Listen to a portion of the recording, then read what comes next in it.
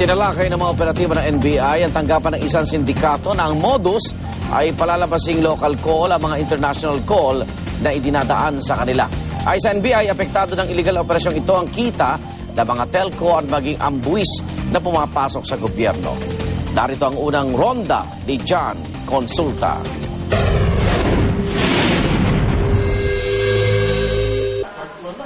Mga computer, electronic equipment at sangkaterbang SIM card ang tumambad sa pagsalakay ng NBI sa umano'y hideout ng isang sindikato sa Reverisa, Pasay. High-tech ang gamit dahil high-tech din ang modus. Palalabasing local calls lang ang mga international calls na idinadaan sa kanila.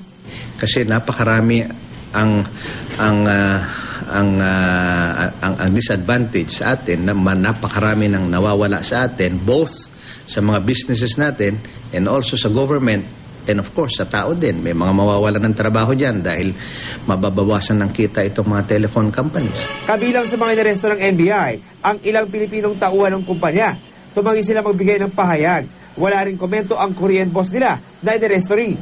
Tiniyak naman ng NBI na magpapatuloy ang operasyon kontra sa mga ganitong sindikato na pumaperwisyo sa mga industriya sa bansa.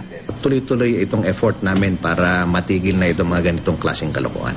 Para sa unang balita, John Consulta reporting.